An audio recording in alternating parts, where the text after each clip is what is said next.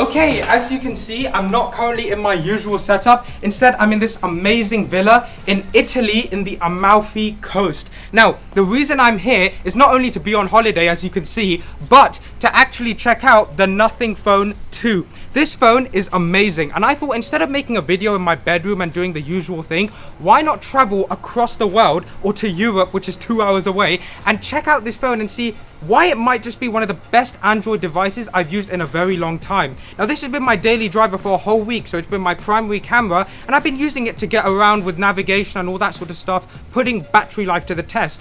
So in this video, I'm going to essentially break down all the pros and cons and why you should spend $600 on this phone. Now, surprisingly for me, I was very impressed with it, and for $600 it might just be one of the best Android phones I've used. Now, to find out why, stay tuned and let's get into the video.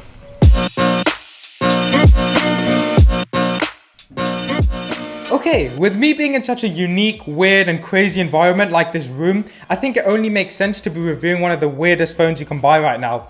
Right from the packaging, the Nothing Phone 2 is very different. It comes in this thin envelope looking packaging. While it is very, very difficult to open and led me to a point where I had to completely rip it apart, I think what's inside is very, very nice. You get the phone itself, obviously. You also get a transparent USB Type-C cable to match the back of the phone and a transparent SIM card ejector tool with a bunch of other paperwork. And all of that just kind of feels really nice because after paying 600 quid, you're getting a bunch of really cool, unique accessories unlike other smartphone manufacturers, Apple.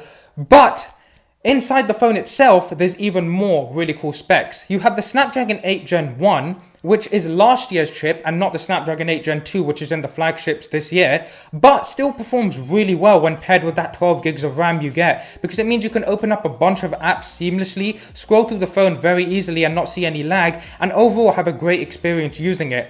What's also really cool is you get 256 gigabytes of base storage, which even though should be an expectation now, for 600 bucks, I think is pretty good, and means that when I'm on a trip like this, taking a bunch of photos and videos everywhere I go, I don't have to worry about that storage getting full. Now, with all these specs, it should last a really, really long time. And what's nice is the battery life is a 4700 milliamp hour battery, which is actually 200 milliamp hours larger than the Nothing Phone 1. So for me, I found that I've gotten through the day with about 6-7 hours of battery life and screen on time, which is awesome, especially being on a trip like this and having it as my daily driver.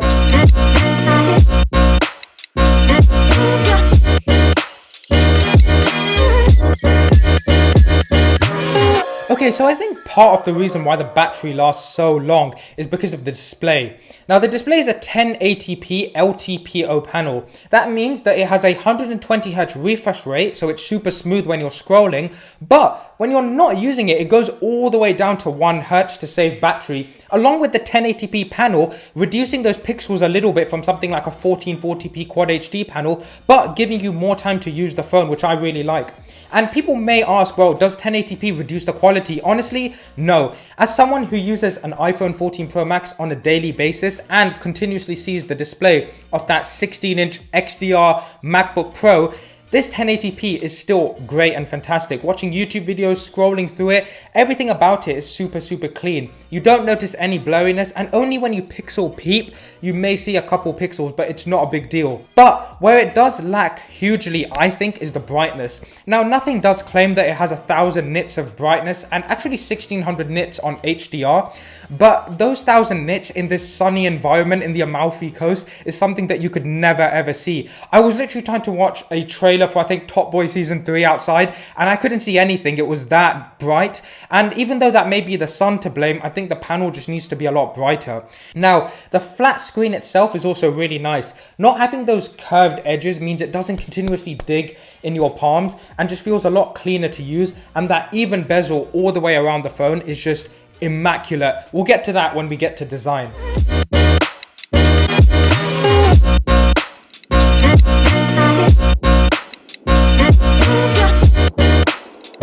Before we get to the design of the phone, we of course have to take a look at the cameras.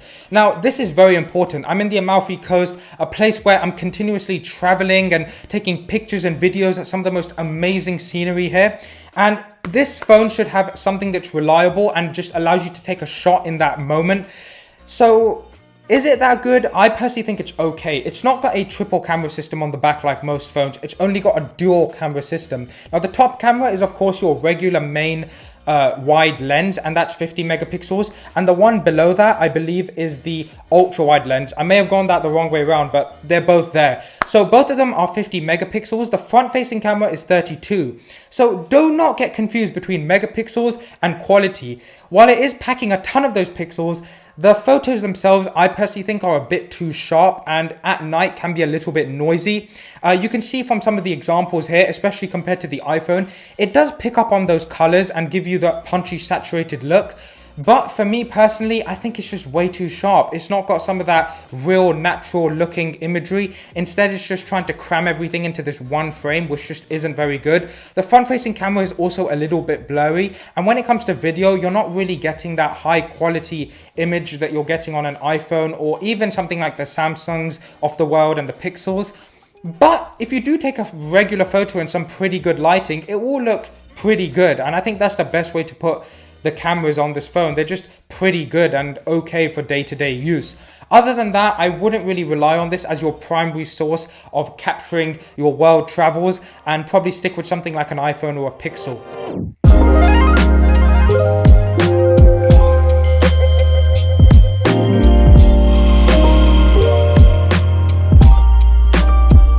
So while you may want to use those phones for the cameras, the software is something you definitely don't want to skip on. Now, the software is literally stock Android. In fact, it's like you're using a Pixel just with another logo on top of the phone. And that's really, really cool because it means you have that seamless, minimal user interface like something like the Pixel and having stock Android, but with those extra nothing features. So by that I mean you can have these really cool widgets on your lock screen or your always on display, which are actually interactive, like being able to turn on and off the torch, along with this really cool feature where you can actually scale the size of an app and make it larger on your home screen if it's something that you use all the time. Having these extra nothing features on top of the base minimal version of stock Android makes it really easy to use, with that exact same control center and app launcher and the same customization as you would on something like the Pixel, along with being able to use the same apps as your primary apps. So by that I mean your Photos app is literally Google Photos, and your phone app is the same app that you have on the Pixel, just like Messages. So sticking with something basic and clean is definitely the right way to go, and nothing really did a good job with that. Now you can even switch between the basic stock Android apps or use Nothing's own black looking really cool apps, which I personally like using, but that choice is always there, and having that choice means it's just even nicer when it comes to using the device itself.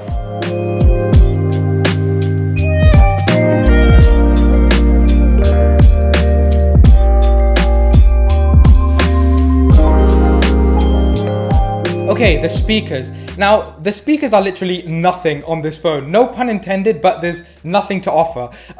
The bass isn't very good. The treble is just average. And when I was outside watching that YouTube video, not only was I suffering because of the brightness levels, but the speaker just made the sound quality so bad that I just decided to put a pair of headphones on. Even when I was talking to someone on the phone and had the device on speaker, I couldn't really hear what that person was saying properly, whereas on the iPhone, that issue wasn't happening. So it's definitely not something with the apps or the software. I think it's just the hardware. Nothing really needs to add a better set of speakers on this device to really complete the experience, because overall it is a really cool phone to have. So the speakers does damage that kind of experience a little bit, but should be fine for most people overall. It's not like it's going to completely ruin your experience using it.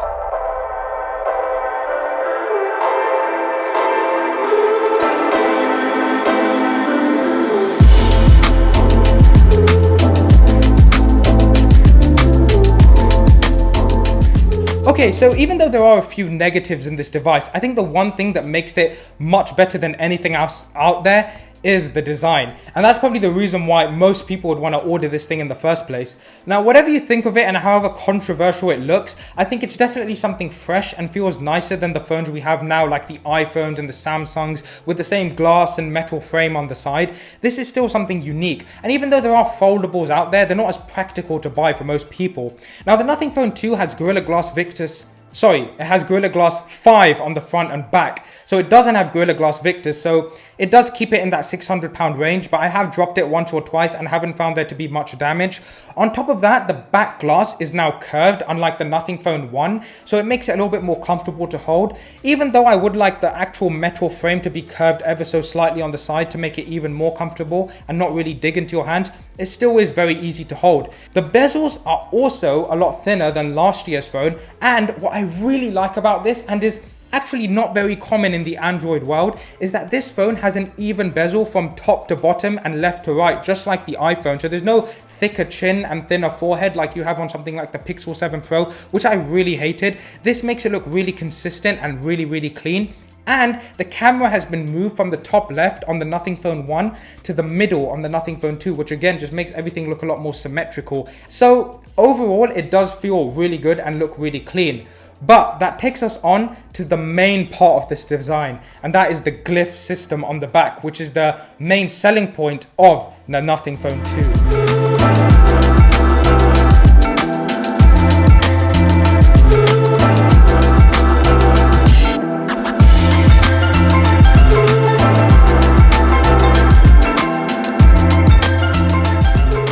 Now, of course, you cannot skip these Glyph lights. This is the coolest thing on this phone. It literally looks like something Iron Man would use.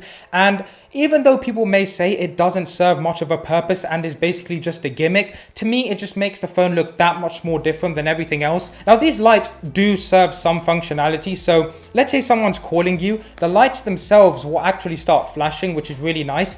I don't think they do it while the phone is on silent, which I don't like, because you might want the phone on silent and just want the lights to indicate that someone's calling you.